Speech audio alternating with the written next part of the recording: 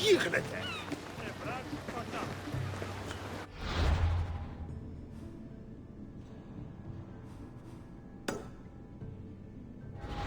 Бабиште тут.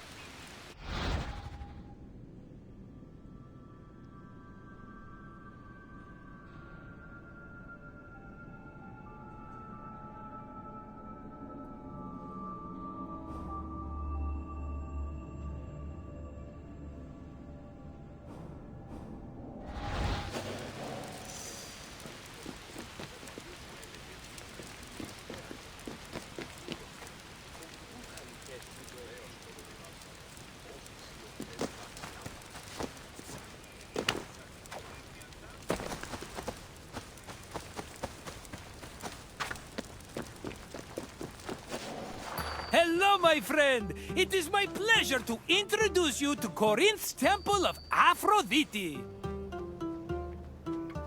Why, I'm Marcos, of course, one of the most successful merchants in all of Greece. You really haven't heard of me? My name is known from Kefalonia to Kos. If you've ever paid money for something, I probably received a percentage. But enough about me. Let's go back to what you're doing here. It really is a lovely sight, isn't it? The temple, that is, not the ladies. Although they are also lovely. Lovely and lively and, I'm sorry, what were we talking about? In Greece, many love stories were told about the gods. How romantic. Sometimes they were heartwarming and happy, but they often ended in tears, tragedy, and a whole brood of illegitimate children. I'm looking at you, Zeus! Anyway, this tour will introduce you to some of these divine love stories, which may give you perspective on how the Greeks approached love in their own lives. Enjoy your visit, my friend. I'll come see you again when you finish the tour.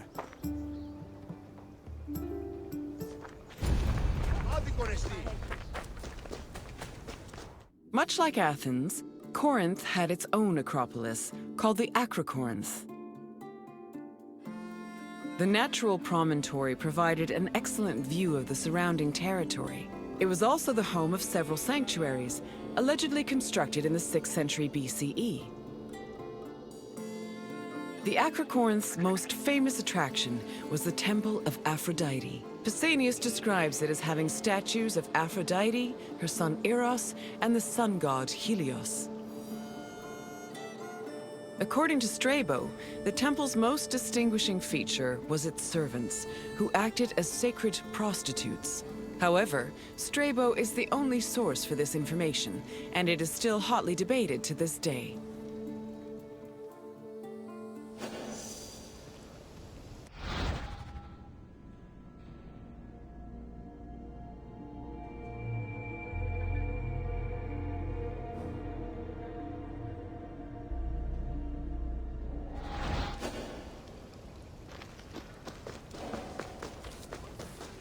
Love played a large role in countless mythological stories. Zeus himself was not immune to the feeling, and fell for both mortals and other deities. Some myths centered on forbidden feelings that led to tragedy, such as Phaedra's love for her stepson Hippolytus. While marriage was prominent in mythology, it was usually presented as problematic. For example, Aphrodite frequently cheated on her husband Hephaestus, and Medea's resentment against her ex-husband Jason eventually drove her mad enough to murder her children. These less-than-ideal depictions reflected the Greeks' idea of marriage, which they viewed as a civic duty instead of a romantic union.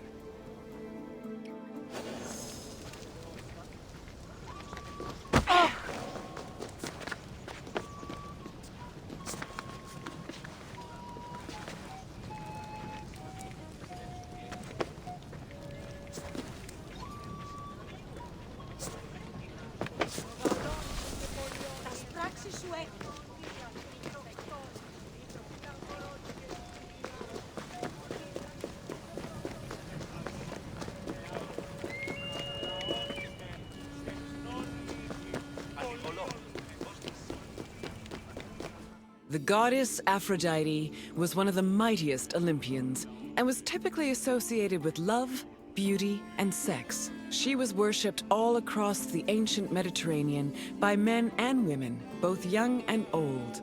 Her origins differ depending on the version of the story. The poet Hesiod says that she was born from the severed genitals of Uranus, while Homer's version of the myth names her as the daughter of Zeus and Dione. Aphrodite appeared regularly in mythological stories and had many mortal lovers. Her favorite was Adonis, a beautiful boy who died tragically in a hunting accident. Aphrodite was devastated by his death, so she created a cult called the Adonia to commemorate him.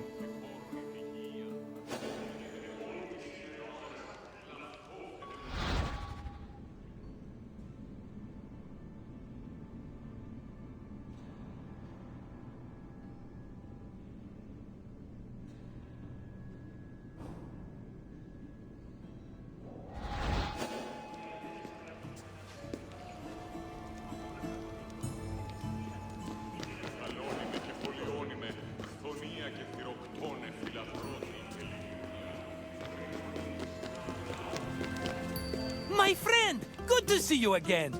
I bet you were surprised by some of the stories you heard. For a bunch of immortal beings, the gods certainly were saucy, eh?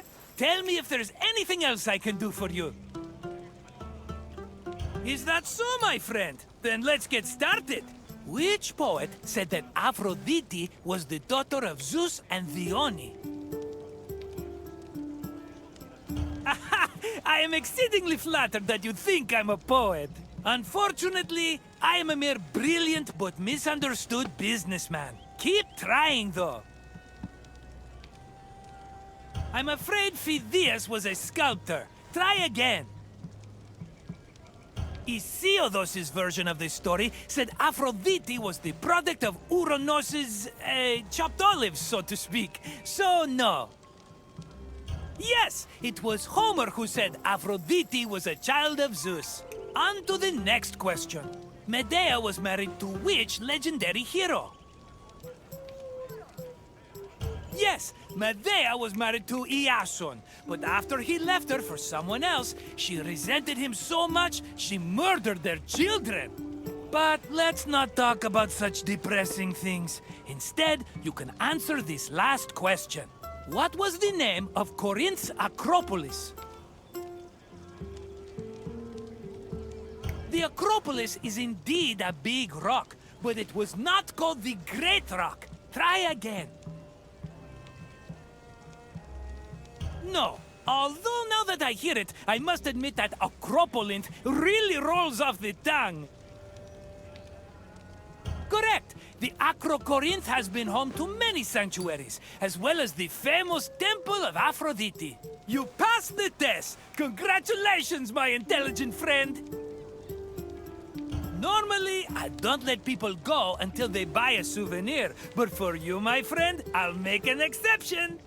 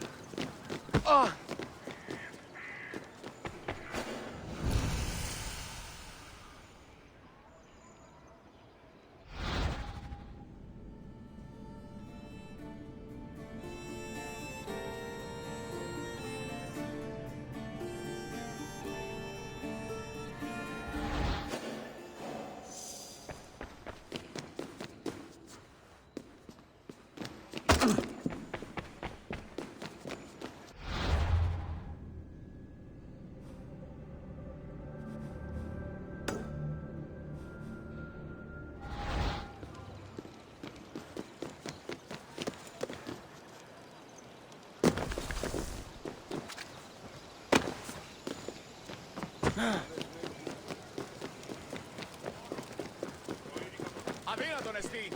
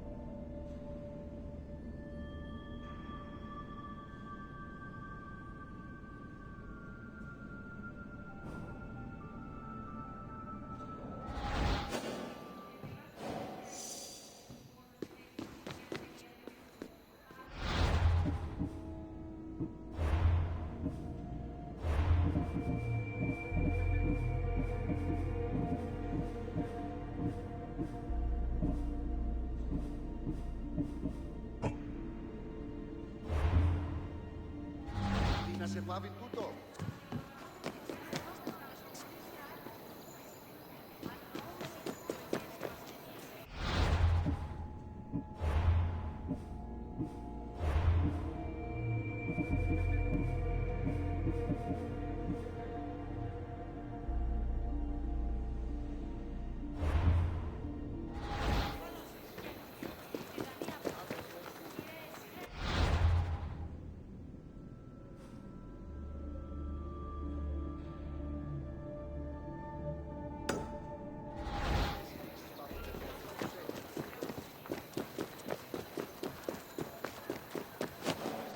Greetings, visitor. You stand in Sparta's political center, where all of the city's most important decisions were made. You should feel honored. My name is Leonidas. I am a king of Sparta. But do not think me some idle aristocrat softened by luxury. When Spartans go to war, I stand alongside them shield to shield. And my spear tastes the same blood as those of my men. Spartans may be unequaled on the battlefield, but some situations are better solved by a meeting of minds than a clash of swords. Not many, mind you, but some. Sparta's political system was unique in the Greek world. While Athenians wasted hours on end whining and wagging their tongues at each other, Spartan kings made their decisions swiftly and deliberately. They preferred action over words. Come find me again when you finish your visit. We will speak more then. Farewell.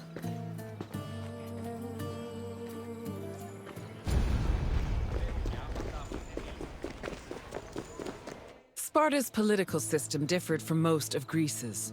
One of its most distinctive features was that it was ruled by two kings. These kings belonged to two separate dynasties, the Eurypontids and the Aegeads, both of which were said to be descended from Heracles. Both kings shared equal powers, and disputes between them required the intervention of special magistrates known as ephors. However, if one of the kings were more charismatic or experienced, they could influence the weaker king's choices.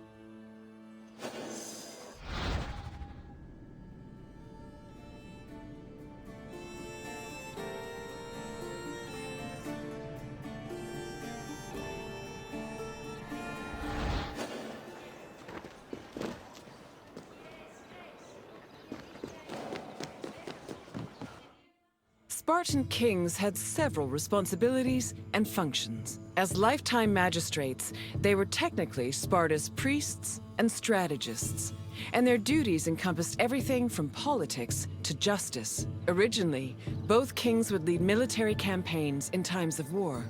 However, from 507 BCE onwards, only one of the two kings could be head of the army. On the battlefield, kings were accompanied by 300 elite soldiers for protection. But being a king wasn't only about working and fighting, they enjoyed special privileges as well. Spartan kings lived at the expense of the city, owned royal estates in the surrounding Perioikic cities, and received the majority of the spoils of war. When they passed away, they were buried with special honors, and the population mourned them for a period of 10 days.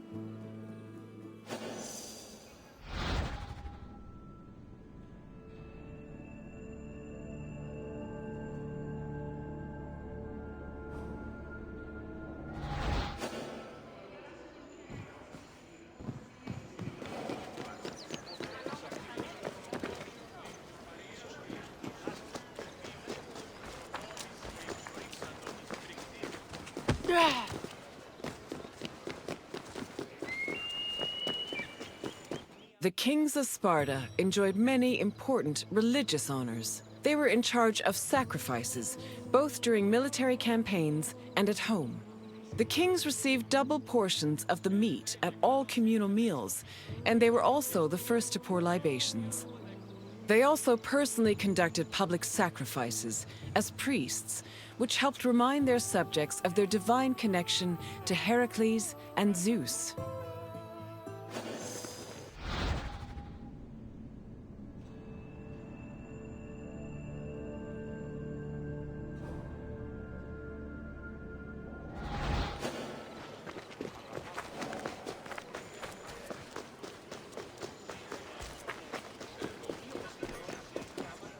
The ephors, or overseers, were 5 magistrates elected by the Spartan Assembly. They were chosen from amongst Spartan citizens over 30 and served for 1 year with no possibility of re-election.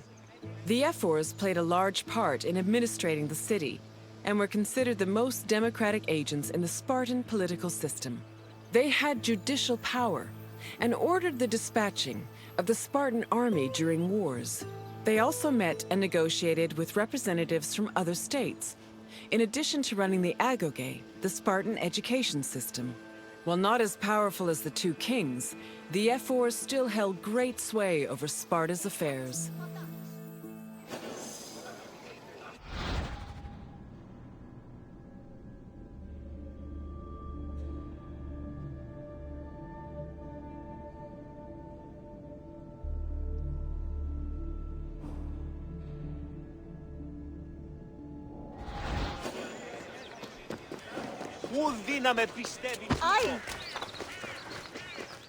The Gerousia was the Spartan Council of Elders.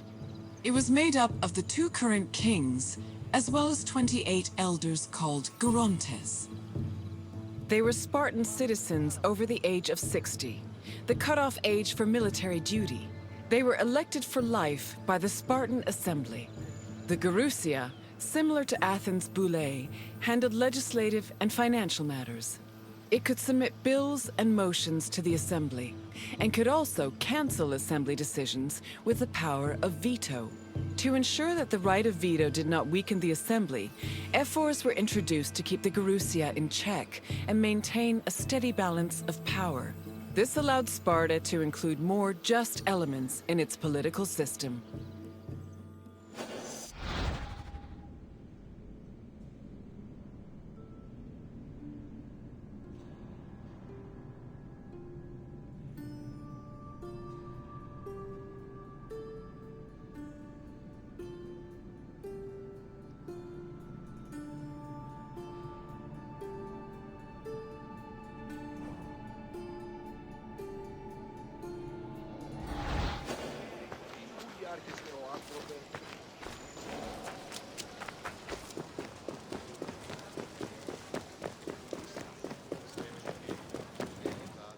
The Spartan Assembly, or the Apella, was made up of Spartan citizens who were over 30 years old. Its exact meeting place remains unknown, but it was presided over by a special member of the ephors called the eponymous ephor. The Apella had limited authority, since any decision it made could be overruled by the Gerousia. But thanks to the efforts of the ephors, it still played an important role in Spartan society. The Apella dealt with topics like foreign affairs, war declarations, peace negotiations, and more. They also elected ephors and Gerousia members, and could both grant political rights to foreigners and remove them from Spartan citizens. Unlike the myriad sources on the functions of the Athenian Assembly, the exact details of the Apella's decision-making process are unknown.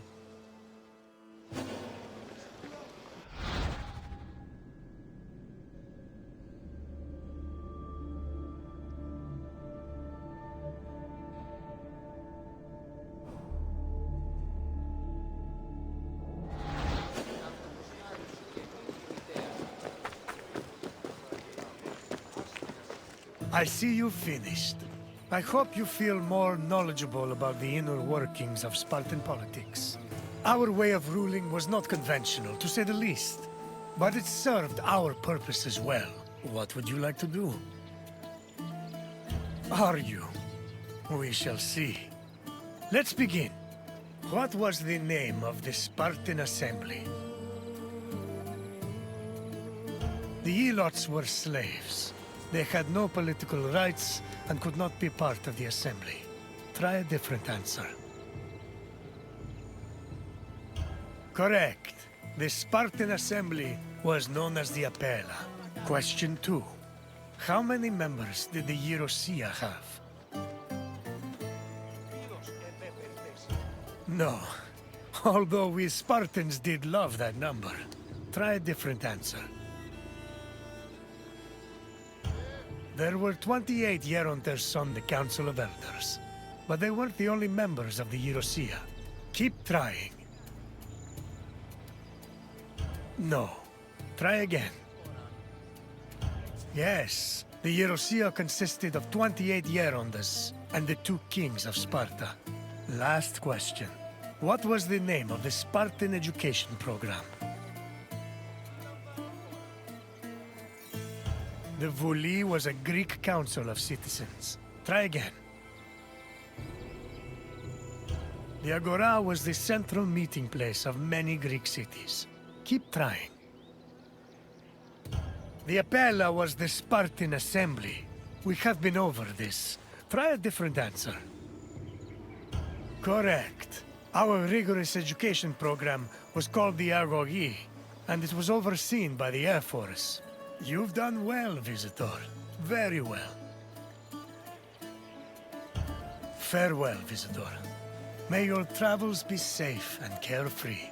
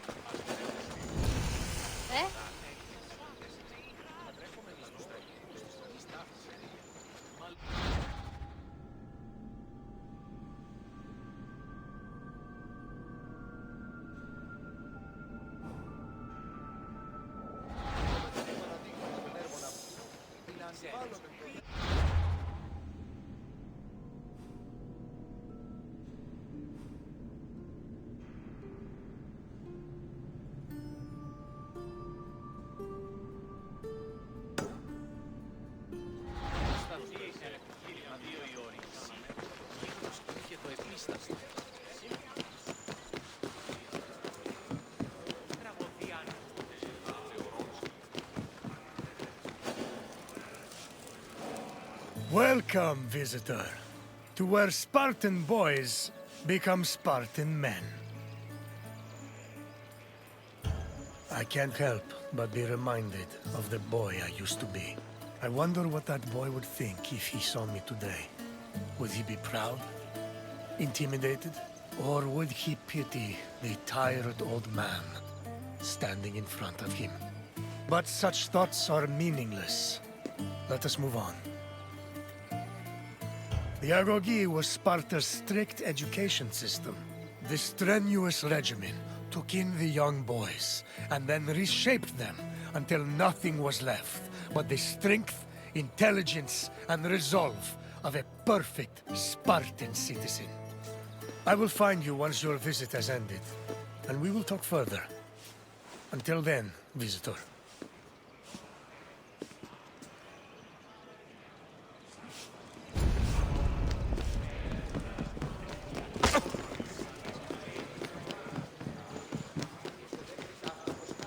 Sparta was a Greek city located in the Peloponnese. It differed from other cities of the time in that it had no walls. Sparta originated as 4 neighboring villages: Patane, Limnes, Mizoa, and Cynosura, all of which shared the same political, military, and religious life. After 2 wars with the Messenians, the city's territory expanded even further. By the 5th century BCE, they allegedly controlled almost half of the Peloponnese.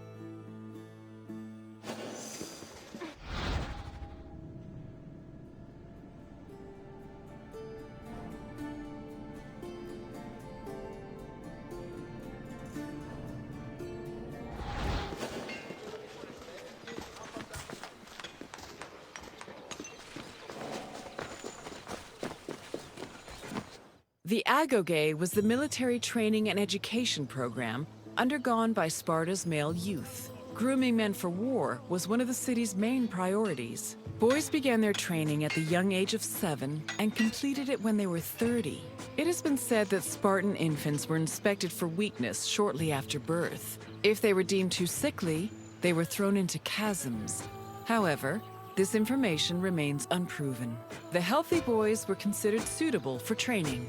When they came of age, they were removed from their families and were placed into service of the state. Their education included subjects like reading, writing, and even music, but was mostly focused on tough military exercises meant to turn the boys into efficient soldiers. The agoge was divided into 3 cycles: one for boys aged 7 to 12, one for adolescents aged 12 to 20, and one for men aged 20 to 30. Each cycle included different exercises for refining the body and mind.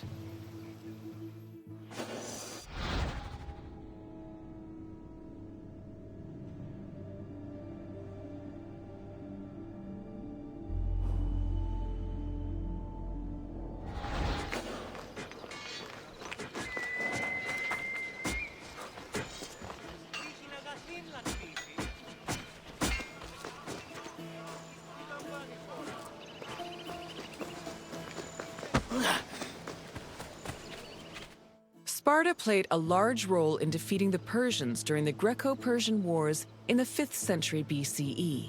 They held their king Leonidas's glorious death at the Battle of Thermopylae in particularly high esteem. Because Leonidas was killed in battle, Sparta believed he died a good death and showed incredible bravery, qualities to be held as a model for all Spartans. This idealized bravery was embedded in the city's collective memory and was the main quality people strove for in the agoge.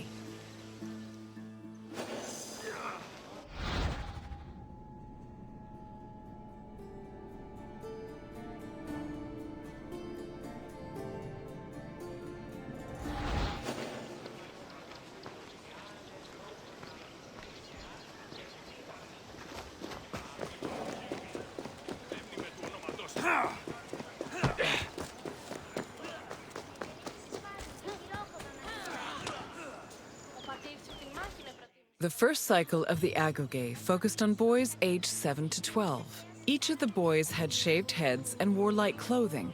They walked everywhere barefoot, swam the Odyssey River all year long, slept on reeds, and participated in cult rituals for Artemis or Thea. The boys were grouped into herds, or agoli, and were supervised by older adolescents. Once they reached the age of 12, they entered the second cycle of the agoge, which aimed to integrate them into the society of citizen soldiers.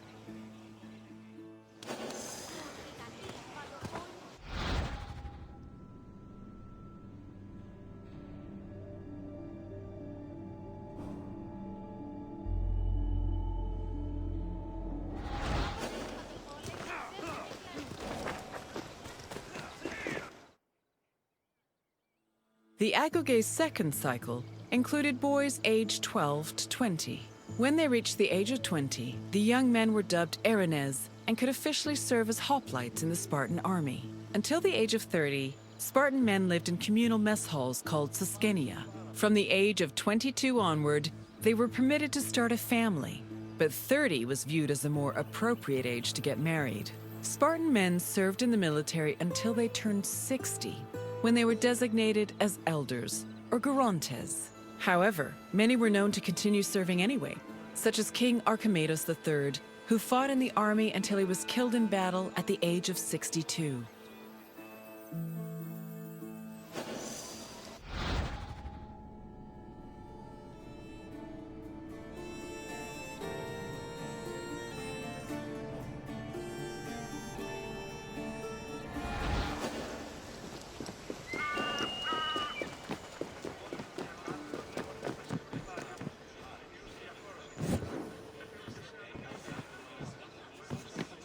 All adult male Spartans participated in communal meals called syssitia. The attending Spartans contributed different kinds of food on a monthly basis, in addition to a small sum of money to pay for meat. Each man was entitled to one portion of a meal, with the exception of the kings, who received 2 portions. Syssitia attendance was mandatory for every Spartan fortunate enough to be part of the group. The meals had great political significance. According to Xenophon and Plutarch, the syssitia was designed to foster a sense of equality between citizens. It also demonstrated the self-restraint and moderation of Spartan society. But in reality, the syssitia only increased the differentiation between the rich and the poor. Those who could not afford to contribute to the communal food not only missed their meals, but also lost their right of citizenship.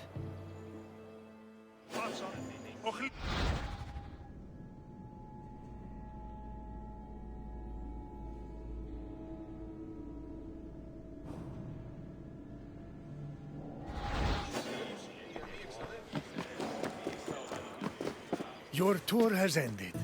As you have seen, the Agoge was not for the weak or faint of heart, but it did its job in producing skilled warriors and shrewd citizens. What else would you like to do? So you think you are ready for a test? Very well. Let us see how you fare. First, a simple question. The Agoge was made up of how many cycles? No, but I am sure it felt like one very long cycle to some of the boys. Try again. I'm afraid that is not correct. Keep trying. No, that would be too much time spent teaching, and not enough spent living. Try another answer. Correct. The Agoge was divided into 3 cycles. One for boys aged 7 to 12, one for adolescents aged 12 to 20, and one for men aged 20 to 30. Next question. How many meal portions were kings entitled to at Syssitia? No. Although that was the allotted food for most Spartan citizens. Try again. Don't be ridiculous. How can a Spartan king go to war if they cannot even lift themselves from their throne? Try another answer. No.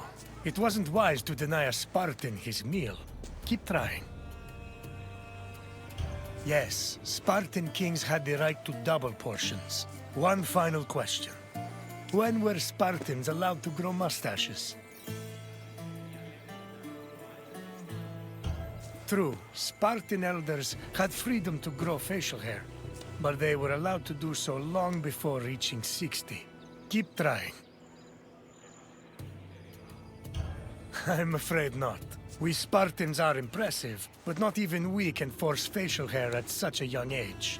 Try another answer. Yes! Once a Spartan man was over 30, he was allowed to adorn his face with a glorious display of manhood.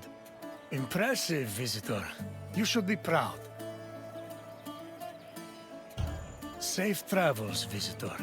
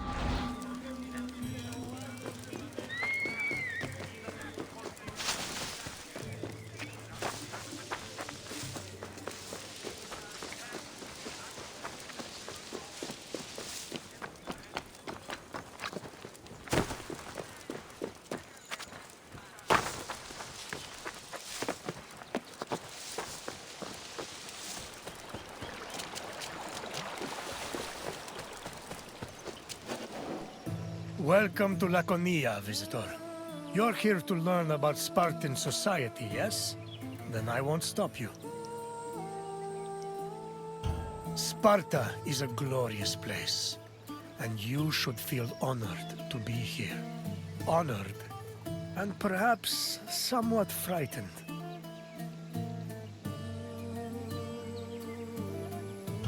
Sparta had a unique hierarchy, especially compared to the rest of Greece. Everyone had their place, and you will soon learn what those places were. I will find you again once your visit has ended. Until then, visitor.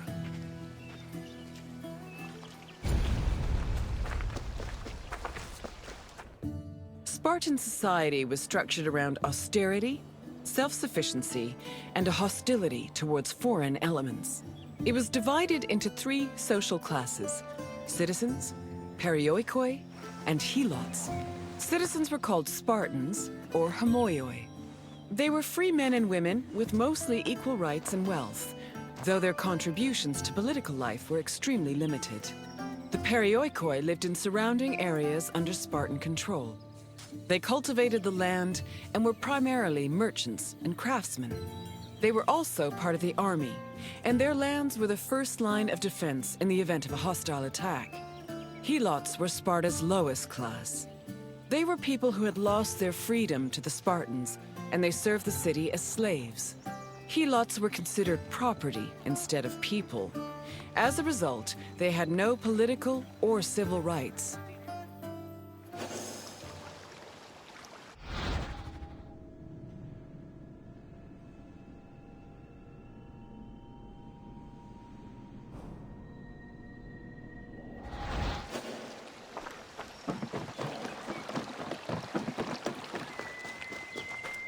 Helots made up the majority of Sparta's population. According to Polydeuces, they lingered between slavery and freedom. Two elements made Helots differ from other slaves. They were allowed to form their own families, and they were publicly owned by the city of Sparta instead of private citizens. Because helots were deemed public property, they could not be sold as merchandise. They mostly worked to cultivate the land, but also fought in wars alongside the Spartans. While they gave the fruits of their labor to Sparta, they also kept a fair part of it for themselves. This practice allowed some helots to make enough money to buy their own freedom. Alternatively, if a helot served the state well enough in military campaigns, they could also be granted civil rights.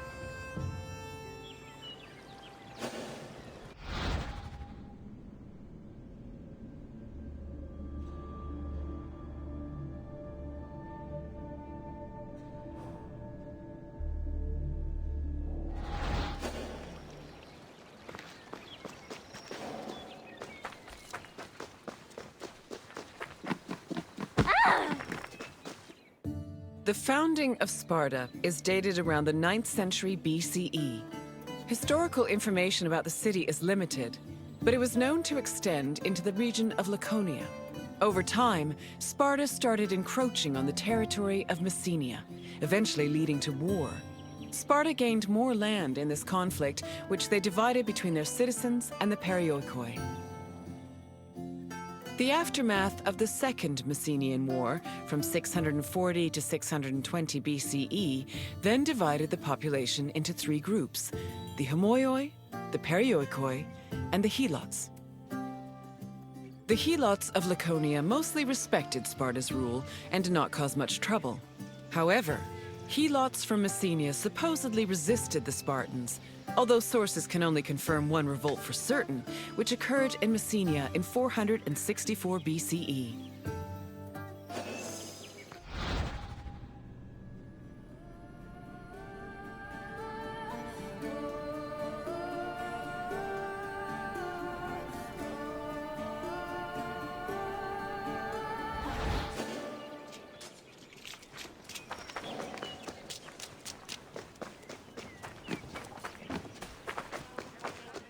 During the 5th century BCE, Helots were quite active in the army, especially during the Peloponnesian War.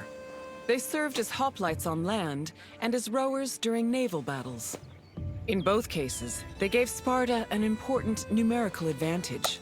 For every Spartan on the battlefield, there were at least 7 Helots. Although many ancient sources say Spartans had a hostile relationship with Helots, they were much more likely to treat them better in times of war. For example, when 300 Helots and 120 elite Spartans were captured by Athens during the Battle of Sphacteria in 425 BCE, the Spartans promised the Helots their freedom if they served them well in combat. Similarly, around the same time, the Spartan general Brasidas fought a battle alongside 700 Helots. Impressed by their courage and loyalty, Brasidas later freed them all and allowed them to join the Perioikoi.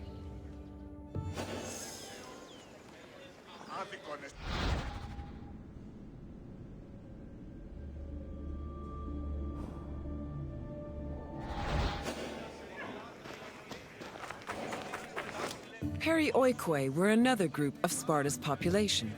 They lived not in the city itself, but in its surrounding areas. The Perioikoi were never hostile against the Spartans. In fact, both groups together were known by the collective name Lacedaemonians. Perioikic cities had their own autonomy and sanctuaries, but they were always bound to Sparta. They were allowed to develop their own local laws and economies, but could never reach a level of prosperity that rivaled their parent state.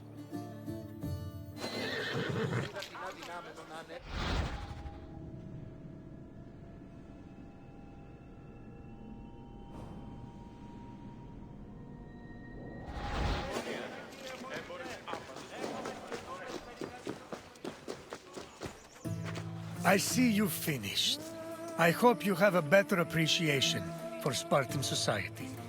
Nothing we do is without reason, and every man, woman, and child has a role to play. What would you like to do? Is that so? Then let us begin. During which battle were Helots promised their freedom? It was Athens who fought the Persians at Marathon, not Sparta. Try again. The Battle of Salamis was a glorious naval engagement, where we managed to drive back a host of Persian ships. But we did not promise to free our helots. Try a different answer. No, that is not the battle I am thinking of. Keep trying. Yes, in the Battle of Sphacteria, a group of elite Spartans promised to free their accompanying helots if they helped the Spartans during a siege. Next question. Which of the following is another name for Spartan citizens? No, helots were slaves. Keep trying. A phalanx is a military formation, not a people. Try a different answer. The Periki were people living in Sparta's surrounding areas. Try again. Spartan citizens were also called Omi, which meant equals. One final question. Which Spartan general freed 700 helots? I regret to say I have not heard of this general. Though if they were from Sparta, I am sure they were noble and courageous. However, they're not the Spartan I'm looking for. Keep trying.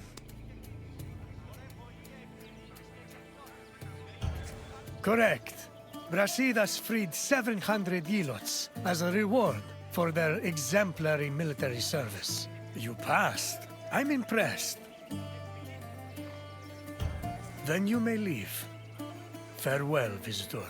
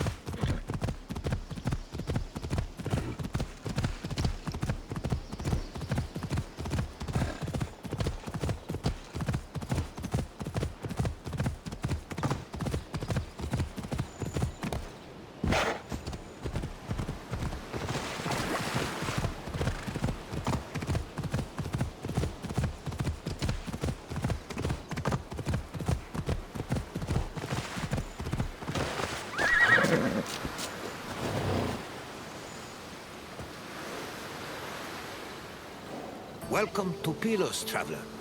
This area, along with the nearby island of Sphacteria, were important battlegrounds during the Peloponnesian War. I always find it a shame that such lovely-looking places were exposed to so much violence. It's difficult to take pleasure in relaxing on the sand, knowing how stained it is with blood. The Peloponnesian War was a great conflict between rivals Sparta and Athens. It lasted many years and cost a great number of lives on both sides. The battles of Pylos and Sphacteria occurred almost one after the other, and culminated with one of the most surprising outcomes in the entire war. But I will not spoil it for you. You'll have to experience it on your own. I'll wait for you at the end of the tour.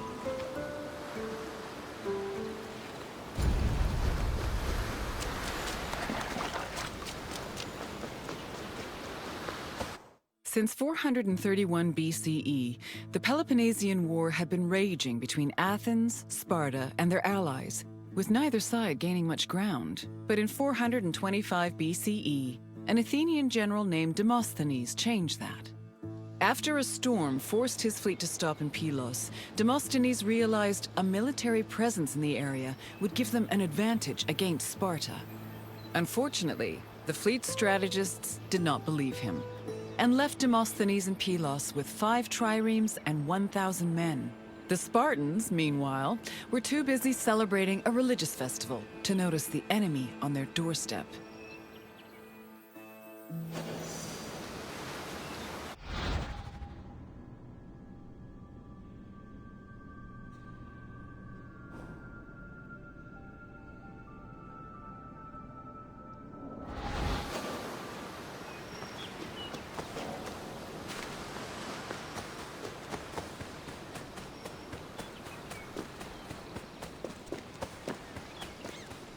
Once Sparta discovered the Athenian presence on Pylos, the Spartan king Agis mustered his troops and fleet.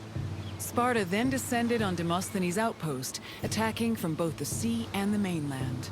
The Athenian general had to mount a hasty defense. He pulled his boats back to the foot of the ramparts and fixed them in place with stakes, providing extra cover. Then, going against all the established rules of battle, he descended with his hoplites to fight on the rocky shore, where he believed the Spartans would disembark. His gamble paid off, and the Spartans did indeed attempt to land at this location, though Demosthenes' forces made them hesitate. One of the Spartan leaders, Brasidas, decided to make the first move by ramming the rocks with his boat, exclaiming, "It's only a few planks." He paid for his actions when his shield slipped into the sea after descending from his boat, leaving him open to many blows. The battle raged on into the night and continued to the next day, remaining locked in a stalemate. However, on the evening of the second day, Athenian reinforcements arrived.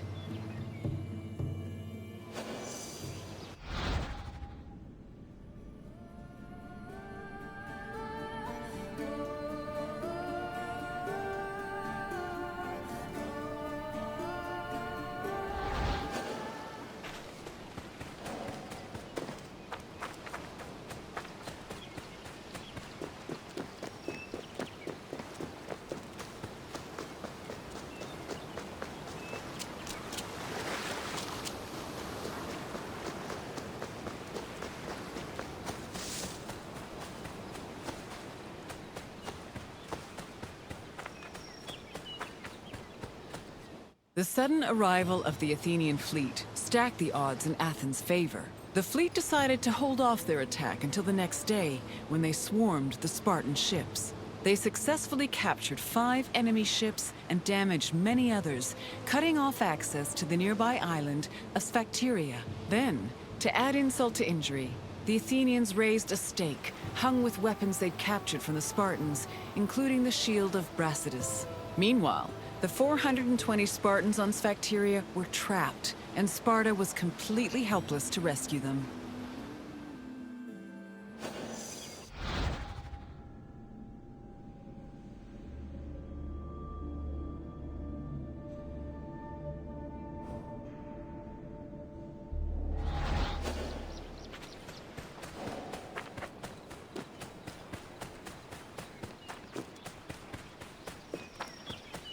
With 420 of their men trapped on Sphacteria, Sparta needed to reevaluate their position. The Spartans on the island were essentially the Athenians' hostages, and Sparta could not move to rescue or resupply them without putting their lives in danger. In an effort to save the trapped soldiers, the Spartan leadership negotiated an immediate truce with the Athenian strategists. Sparta agreed to hold back its fleet and halt their attacks on Pylos, and in return, the Athenians permitted them to send supplies to their men. In the meantime, Sparta sent ambassadors to Athens to try and negotiate a better deal. The hasty truce greatly humiliated Sparta, as they were forced to recognize just how helpless their infantry was in the face of an Athenian fleet.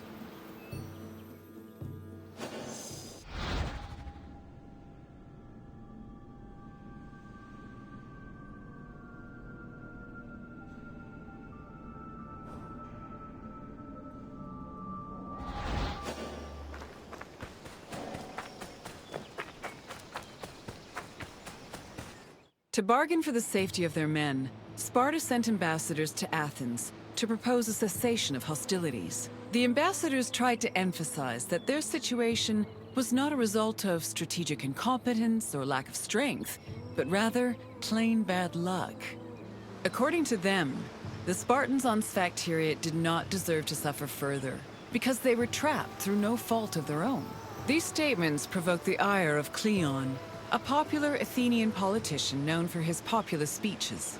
Cleon insisted that the terms of negotiations be discussed openly before the assembly and the Athenian people, instead of in private. The Spartan ambassadors were not as comfortable with public speaking as the Athenians, so they decided to leave.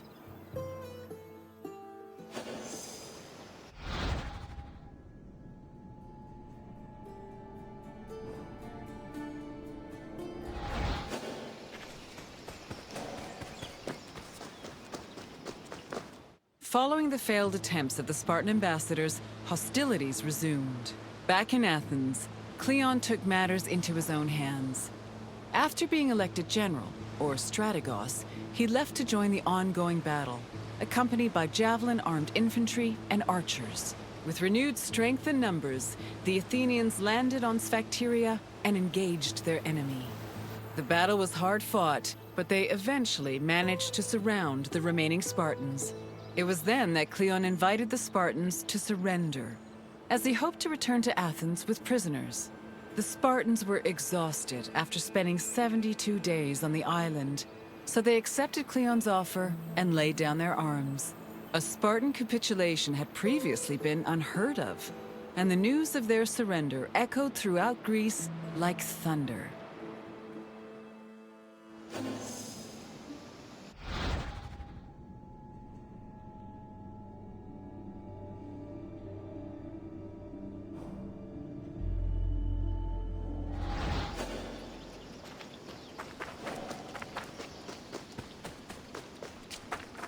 The Spartans' capitulation completely changed the course of the Peloponnesian War. Athens used their new prisoners of war as leverage and threatened to execute them if Sparta ever returned to pillage their lands. This gave the Athenians the freedom to conduct their own raids, which were aided further by their eventual seizing of the island of Kythera. Sparta tried to negotiate for peace, but were unsuccessful. Cleon, meanwhile, was emboldened by his victory and continued to gain popularity with the Athenian people. Popularity that translated to power.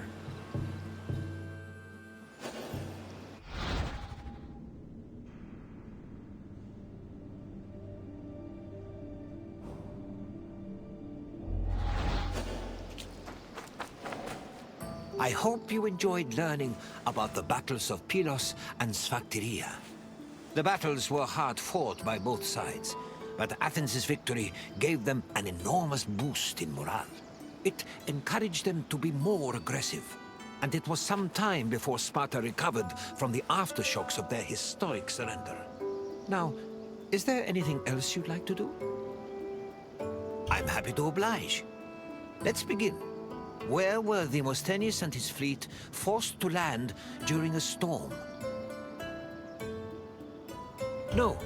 Although the Athenians would eventually seize Kythera later in the war. Keep trying. Yes, Demosthenes landed at Pylos, where he was inspired to set up an outpost. On to the second question. Which famous Athenian argued with the peace-seeking Spartan ambassadors?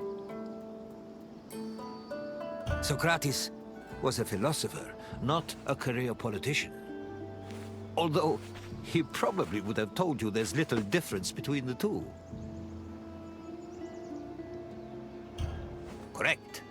Cleon demanded the terms of the peace be discussed in front of the Athenian assembly, which greatly dissuaded the ambassadors. One last question. Which Spartan general rammed Pylos with his ship? Agis was the Spartan king who gathered his forces after hearing of the Athenian presence on Pylos. Try another answer. Leonidas was a Spartan king who died 55 years before the Battle of Pylos. Try again. Correct. Brasidas ordered his ship to ram the rocks and lost his shield in the process. You've passed the test. Well done, traveler. Then I will say farewell. Though I hope our paths will cross again someday.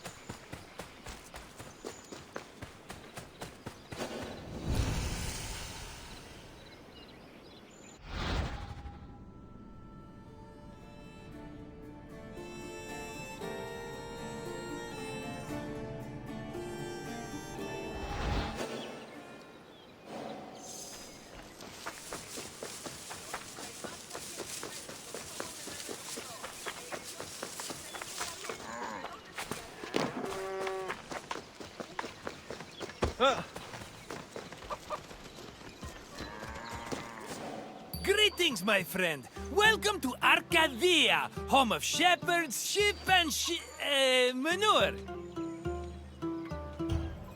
I recently made an offer to buy some nearby farmland. Unfortunately, the owner refused, based on completely unsubstantiated rumors that I once burned down 3 farms in Kos. Can you believe it? I've never burned down a farm in my life.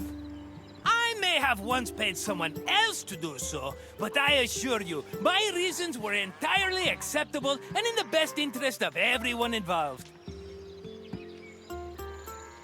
Arcadia was well known for its sublime natural vistas. Farmers and shepherds were seduced by its beauty, and it's easy to see why. I have to leave for now, but I'll meet you again when you finish your visit. Until then, my friend!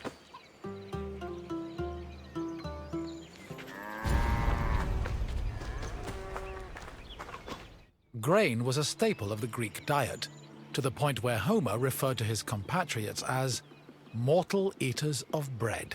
Grain farming was a meticulous process. Due to dry summers, artificial irrigation was impossible, so farmers had to rely on rainfall to water their crops. This gave them very narrow windows for sowing and harvesting. On a farm of this size, only half of the field would be planted every year, while the other half would lie fallow to avoid exhausting the soil. According to the poet Hesiod, the best time to sow grain was in autumn, and the best time to harvest it was in May. Fortunately, if farmers missed their opportunity, they also had a chance to plant millet in the spring.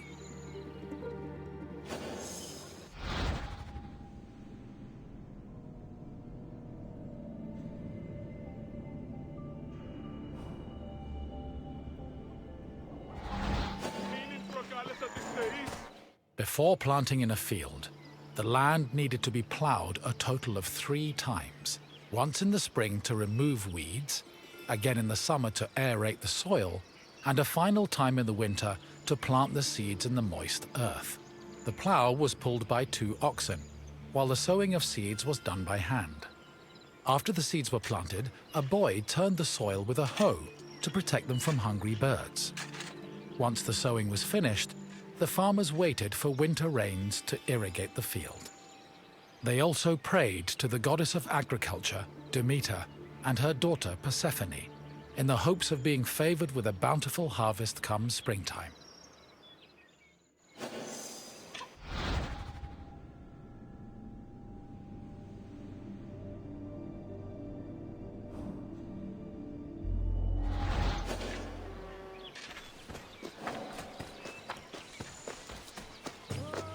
Grain was harvested in the spring using a curved knife called a sickle. With their backs to the wind, the reapers cut the plant stalks and left the sheaves behind before moving through the rest of the crop. Once the harvest was mowed, the sheaves were brought to the threshing floor.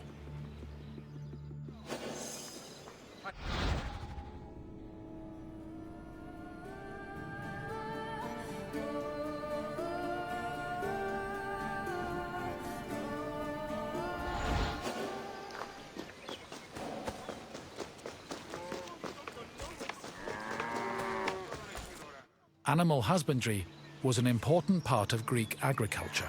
Farmers usually kept cattle, donkeys, sheep, goats, pigs, dogs, geese, and chickens. The animals mostly fed in pastures, but could also eat some of the farm's harvested grain, as well as damaged fruit and residue from olive oil and wine production. Livestock had several purposes. Their manure was used to fertilize the fields, and their grazing helped remove weeds. Arcadia was a mountainous region believed to be the home of the god Pan, so farmers were more likely to keep sheep and goats than cattle.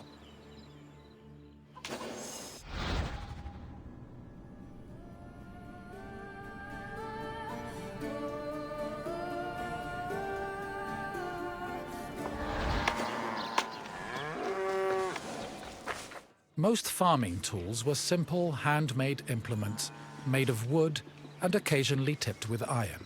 The most complicated tool was the plough, which was made up of several parts, including a beam, a drawbar, and a yoke. A two-pronged hoe, meanwhile, was used for tilling soil, and farmers also had tools for digging and weeding.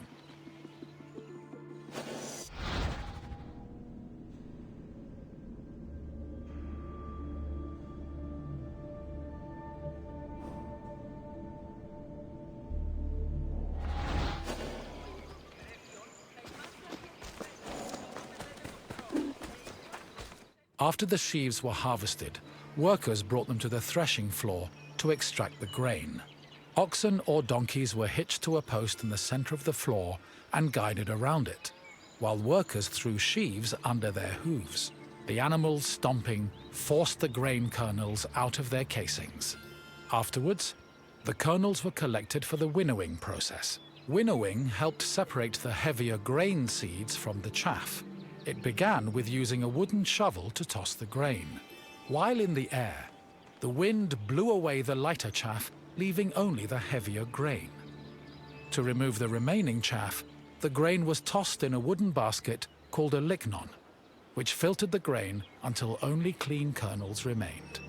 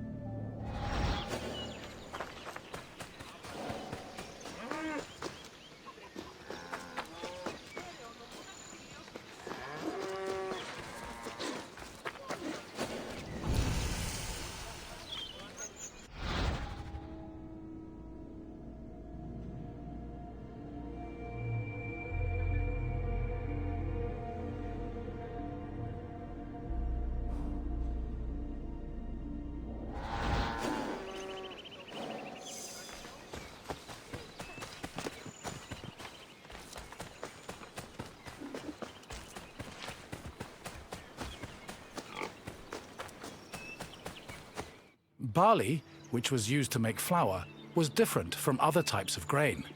Threshing was not enough to separate the barley from its husk, so instead, it was roasted in a specialized tool called a frigatron. After the barley was roasted, it was pounded with a mortar and pestle. The pounded grain was then ground into a meal using either a hand mill or a hopper mill. Grinding was boring work, so workers often lightened the mood with a mill song. Once the barley was completely ground, it was sieved using a wicker basket called a koskinon, making it ready for use.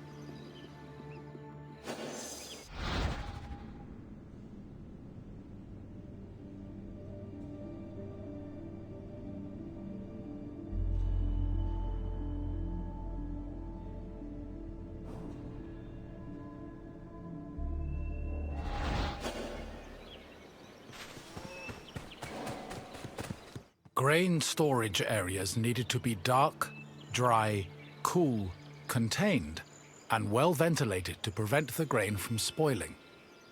According to Hesiod, the preferred method of storing grain was in a pithos, the same container as Pandora's mythological box. Archaeological evidence suggests that Greeks may have also stored grain in small, walled structures woven from branches. Farms generally needed to store enough grain to sustain themselves for the year and seed corn for the next. Any surplus was either stored for a lean year or sold to markets for profit.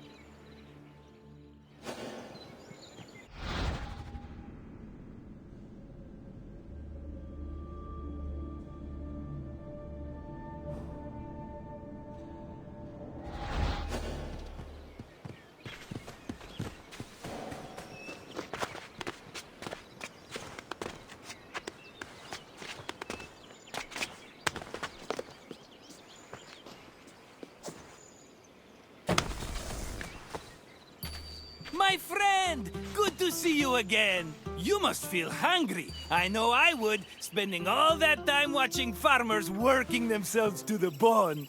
Now, what else can I do for you? If you say so, let's get started. According to Hesiodos, what was the best month to start harvesting grain? Fall was the preferred time to plant the seeds, not to harvest the grain. Keep trying. January was far too wet for grain harvesting. Try another answer. Close, but a little bit too early. Try again. Yes, spring was the ideal time for harvesting. Guess I'm not the only smart one around here. Time for another question. Which tool did reapers use to cut stalks? No, the plow was used to prepare the soil. Try again. Hoes were used to till the soil, not cut the stalks. Keep trying. No, that probably would have resulted in a lot of accidental maiming. Ouchie. Try another.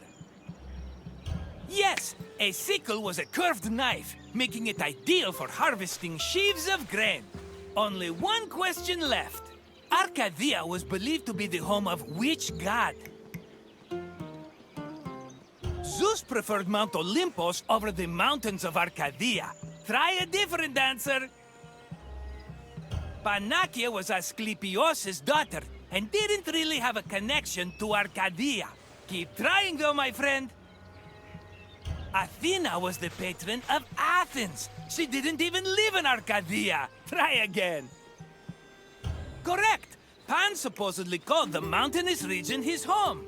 Incredible work, my friend. It's safe to say your mind is definitely more wheat than chaff. Safe travels, my friend. We'd better be seeing each other again soon.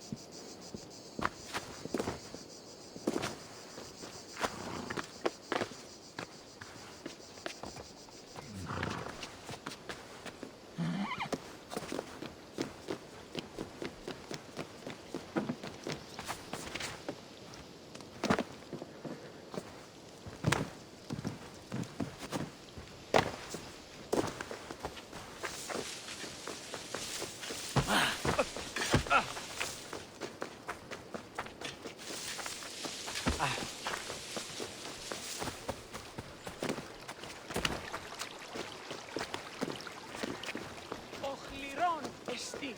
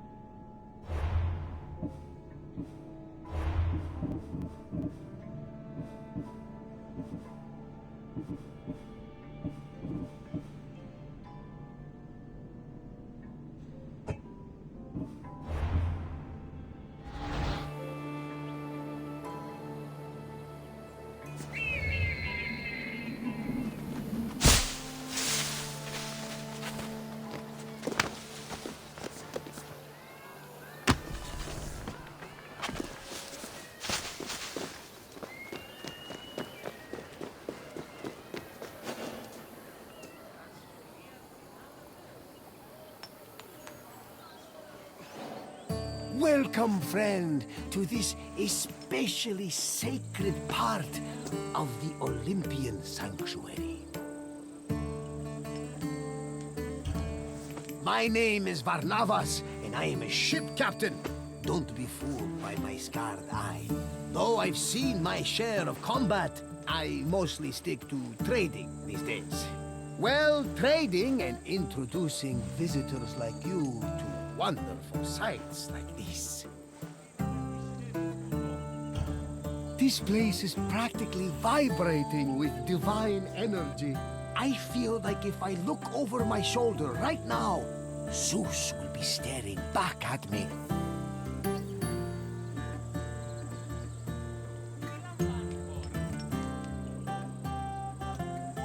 The sanctuary of Olympia was dedicated to Zeus, king of the gods.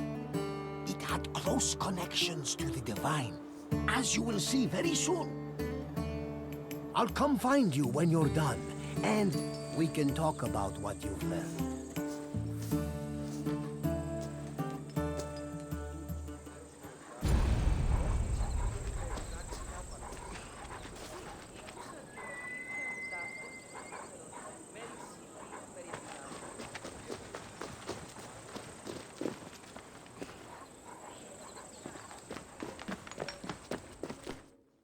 This workshop was built for the renowned sculptor Phidias after his work on the Acropolis of Athens. In 435 BCE, Phidias came to Olympia to begin working on the great chryselephantine statue of Zeus. He died 5 years later, shortly after completing his masterpiece. This grand statue would become one of the 7 wonders of the ancient world.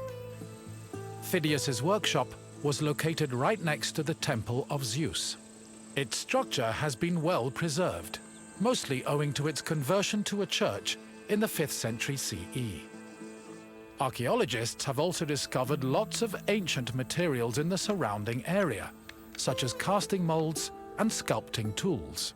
The most famous artifact, however, is a cup bearing an inscription that aggressively states, "I belong to Phidias."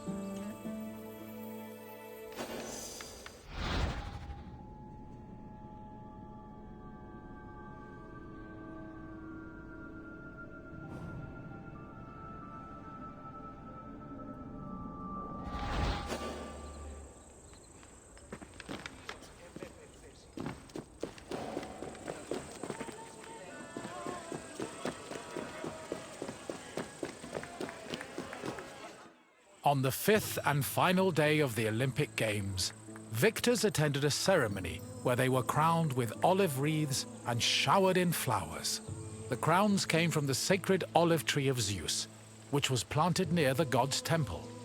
A young boy trimmed the branches with a golden sickle before giving them to the Hellanodikai to turn into wreaths. After the crowning ceremony, it was time for great feasting and celebration.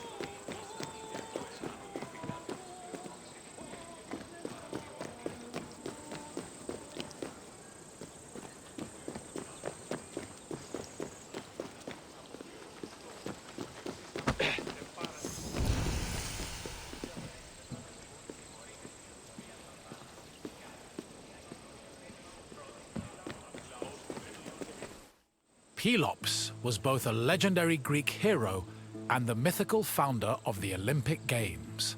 According to legend, Pelops fell in love with the beautiful Hippodamia. Her father, Oenomaus, the king of Pisa, disapproved of their union. Having once heard a prophecy that he would be killed by his son-in-law, Oenomaus was known to challenge his daughter's suitors to chariot races, killing them when he won. Still, Pelops was determined to win Hippodamia's heart. Before the race, he enlisted the help of Poseidon, who gave him a golden chariot with 4 winged horses. Pelops was able to win both the race and the hand of his beloved, while Oenomaus was dragged to death by his horses. The start of this famous race was depicted on the eastern pediment of the Temple of Zeus.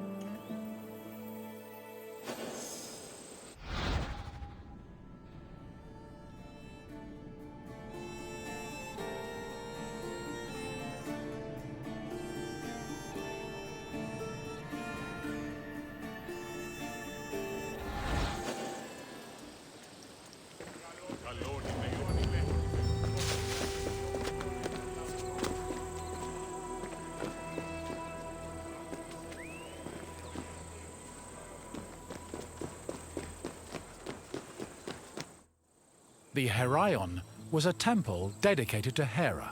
It is one of the oldest temples in the sanctuary, dating back to approximately 590 BCE. The structure included columns painted with images of women who won the Heraia, an athletic competition made up of running events. Every 4 years, 16 women were chosen to make a veil dedicated to Hera. These women also organized the competition, though they did not compete in it. The Heraia was unique for its focus on female athletes, in contrast to the male-exclusive Olympic Games.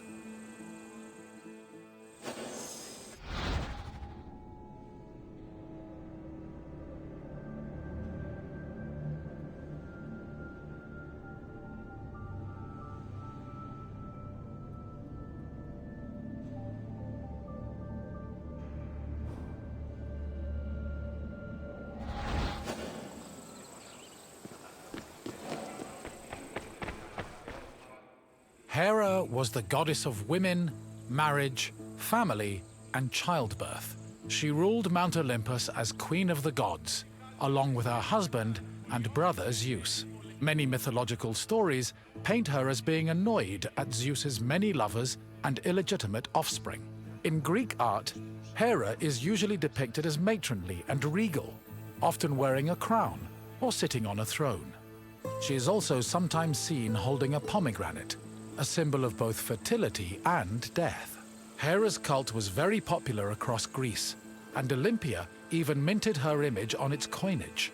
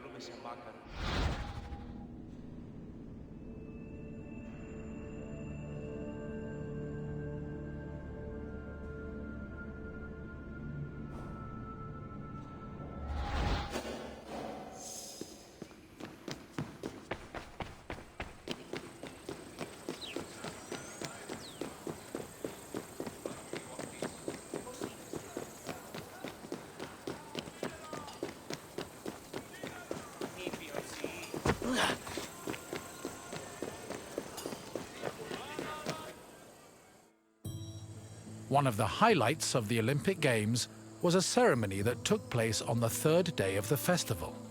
It began with a procession of athletes, ambassadors, Hellenodikai, and animals. The group made their way around the Altis until they arrived at the Temple of Zeus. Then the animals were brought in front of the altar of Zeus and offered as a sacrifice. This sacrifice was known as a hecatomb, a word that originally described the sacrifice of 100 oxen. During the hecatomb, the bones and legs of the animals were burned and carried to the top of a mound of ashes from previous sacrifices. Meanwhile, the meat of the animals was saved for a large banquet held later in the evening.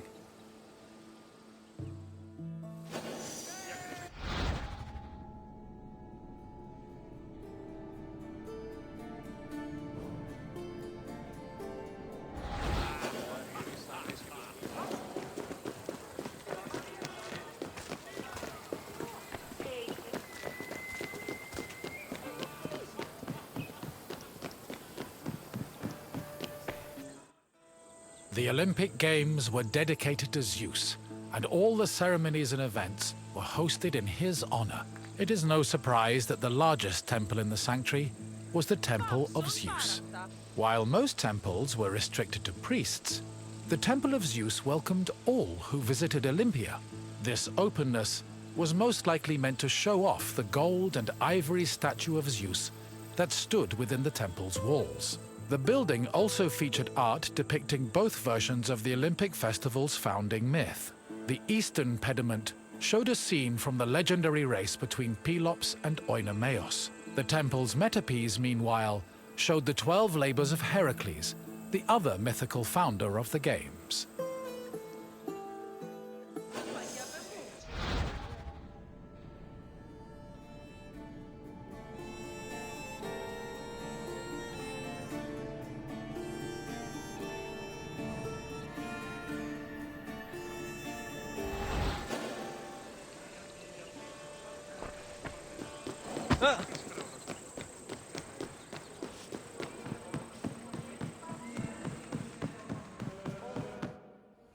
Zeus was the god of sky and thunder, and king of the Olympians. He ruled the world from his home on Mount Olympus. The child of Cronus the Titan, Zeus overthrew his father and cast the Titans out in a great battle known as the Titanomachy. He had children of his own with his wife Hera, including Ares, Hephaestus, Hebe, and Eileithyia. He also had many children without Hera, much to her consternation, but there are too many to list here. Zeus was believed to have control over the lives of mortals, as his many epithets attest to. For example, his title Horkios made him a keeper of oaths, while Xenios was the name conferred to him as a protector of hospitality. In Greek art, Zeus was usually depicted holding a thunderbolt and sitting on a throne, befitting his position as king.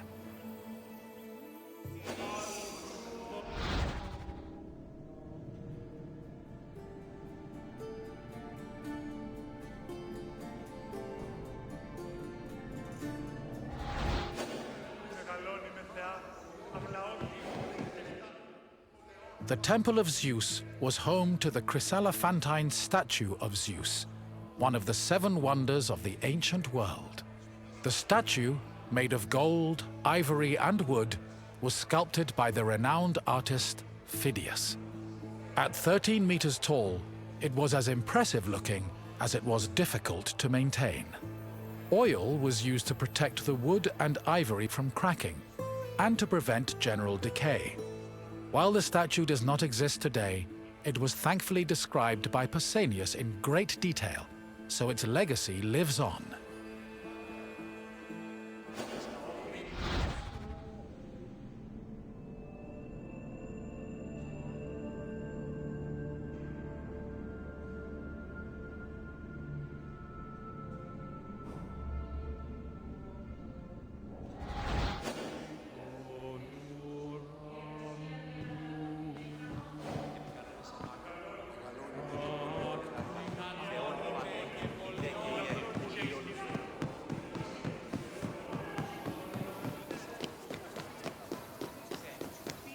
Hello again! I hope you enjoyed your visit and feel a little bit closer to the gods. Well, as close as a mortal can get. Is there anything else you'd like to do? Excellent! Let's see what you remember. Your first question is a simple one.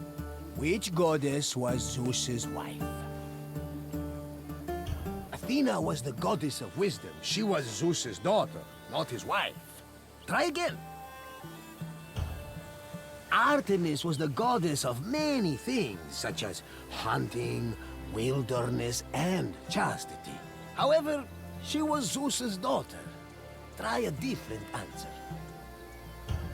Depending on the story, Aphrodite was either Zeus's daughter or the product of some questionable sea foam. Either way, she was not Zeus's wife. Correct! Not only was Hera Zeus's wife, she was his sister as well. But let's move on to the next question. What kind of contest did Pelops win in his quest to marry Hippodamia? Wrestling was a major event in the Olympic Games, but it isn't part of the legend of Pelops. Keep trying. Yes, Pelops won a chariot race, thanks to Poseidon's help. And now, the final question. What was inscribed on the cup found near Phidias' workshop?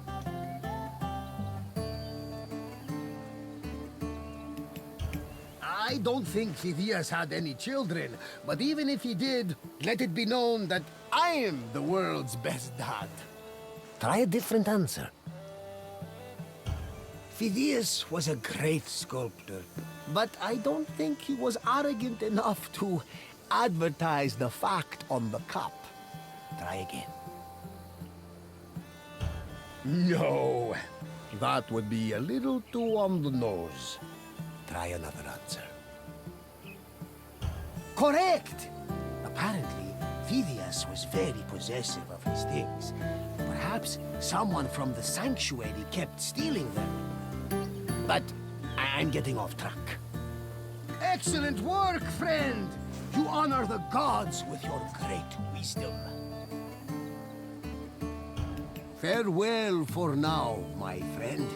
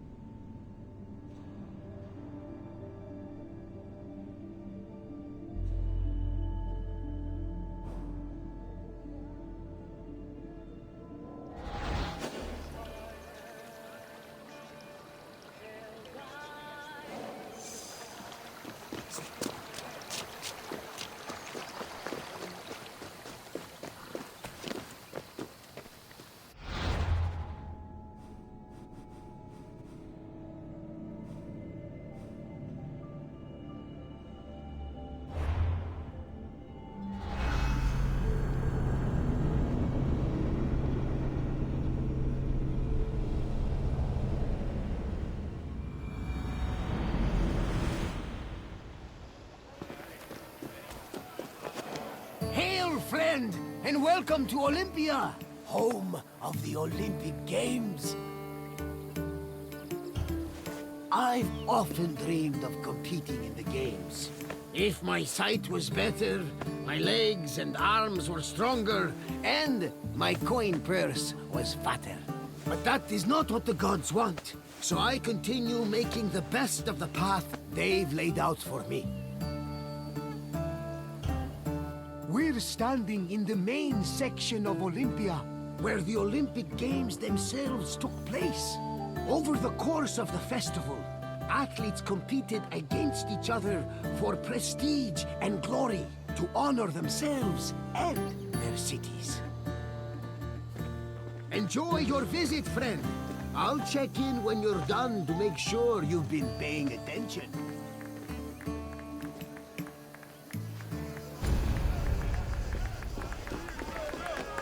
The first day of the Olympic Festival began with a swearing-in ceremony for the participating athletes, trainers, and judges. The ceremony took place in front of the altar of Zeus Horkios, or Zeus of the Oath. Athletes would swear that they would follow the Olympic rules, while judges promised to be fair and unbiased. Then the competitions began, starting with a contest between heralds and trumpeters over who would have the privilege of announcing the games. The first day's athletic competitions consisted of wrestling, running, and boxing events for the youngest athletes, aged 12 to 18.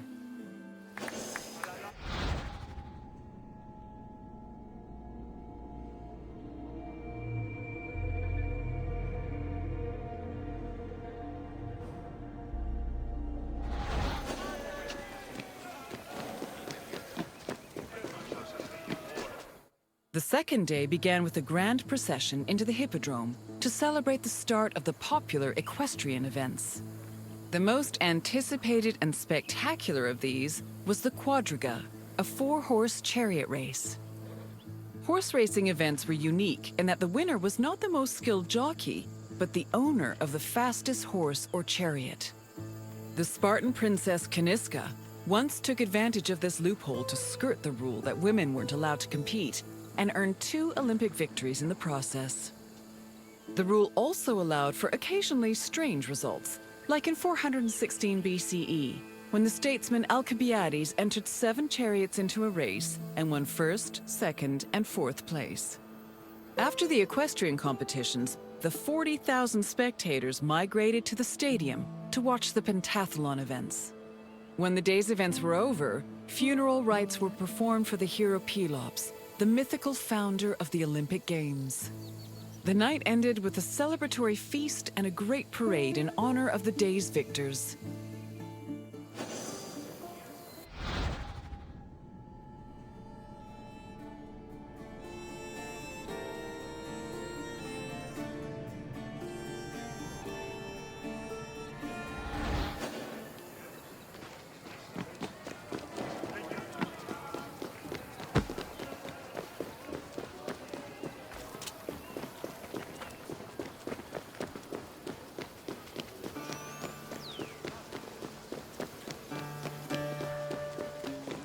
Victory at the Olympic Games was one of the highest honors a mortal could achieve, and there were several ways to immortalize that honor.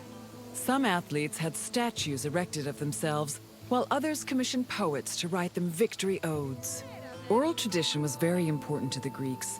These odes, called eponychia, were often composed by the finest poets in the land, such as Pindar, Simonides, and Bacchylides.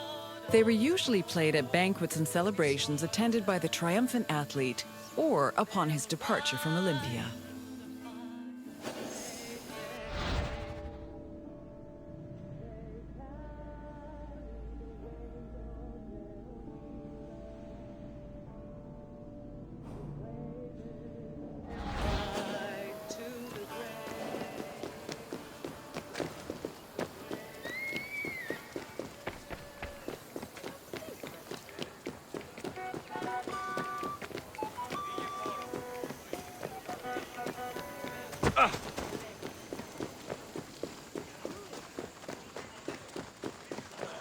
The pentathlon took place at the stadium on the second day. As its name implies, it was made up of 5 events. discus throwing, javelin throwing, jumping, racing, and wrestling. There are several differences between the ancient version of events and their contemporary counterparts. For example, ancient long jumpers held weights in their hands to give them momentum to launch, since there was no run-up before the jump. Similarly, if an athlete won the first 3 events, they were immediately declared the winner, instead of being judged by their overall performance in all 5 events.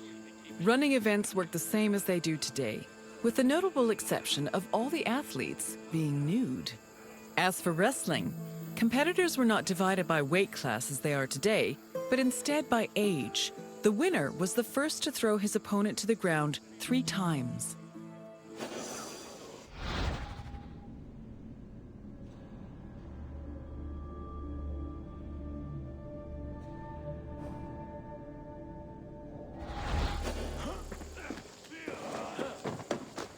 Day 3 started with the most important event of the festival. A procession of Hellanodikai, ambassadors, competitors, and animals made their way to the great altar in front of the Temple of Zeus. The animals were then offered as the official sacrifice of the festival. The afternoon of Day 3 was dedicated to foot racing events. Running was the oldest event of the Games, and in fact was the only event at the first Olympics. The main race was called the Stadion, which was a sprint of around 180 meters. The winner was granted the honor of lending his name to the 4-year period between the Games. This period was known as the Olympiad. The 4 years that followed the first Games in 776 BCE were known as the Olympiad of Coroebus of Elis, the first Olympic champion. Once all the competitions were over, a public banquet was held in the Prytaneon to celebrate the day's victors.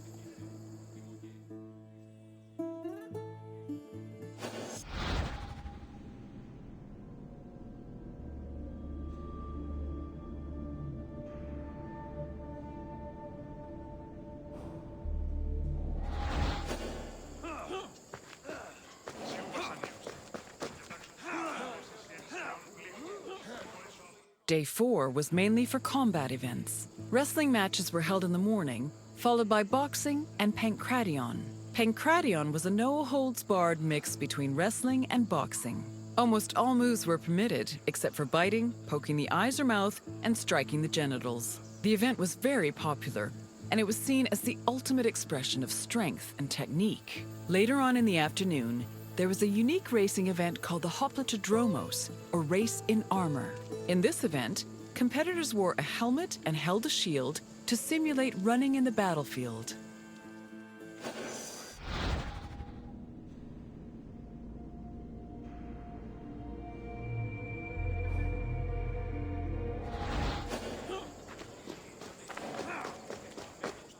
The Hellanodikai, or judges of the Greeks, were both the game's adjudicators and their organizers.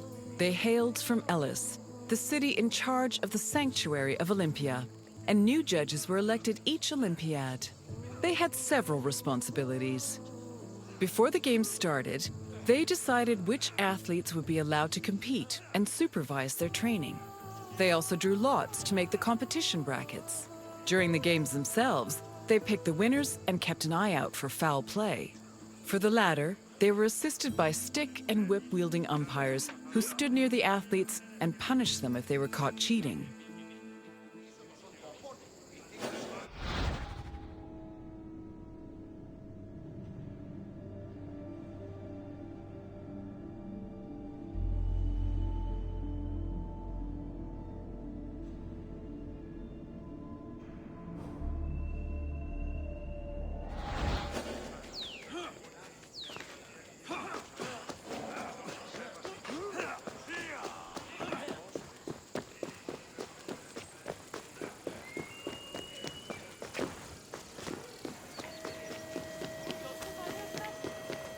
Victory in Olympia was one of the most prestigious honors in all of Greece. Not only would victors be showered in glory in their home city, but their names would be known across Greece. The temptation to glory led some athletes to break their oath to Zeus and cheat. This could be dangerous, as there were many possible punishments should cheaters be caught. they could be disqualified and fined, or if they were caught cheating during a match, they would be beaten by nearby umpires. The most powerful deterrent of cheating, however, was shame.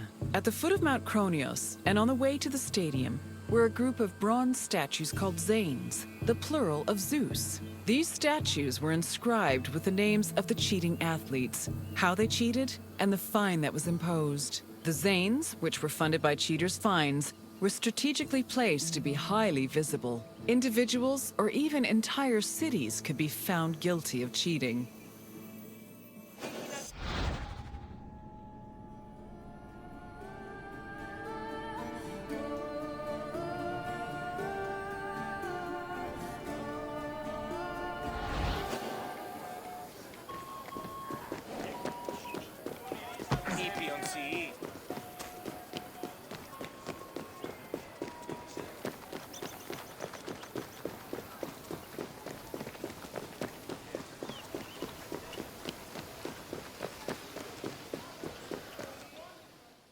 The Prytaneon was the administrative center of the cult of Olympia and the Olympic Games.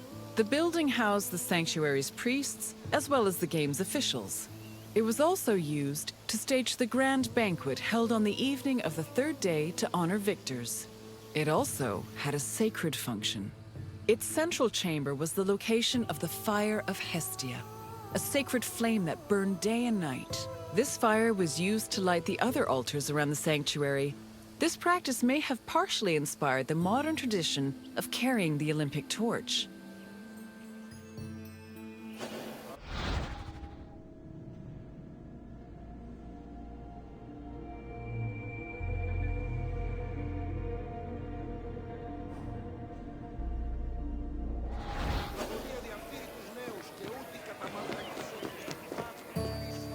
Hello again!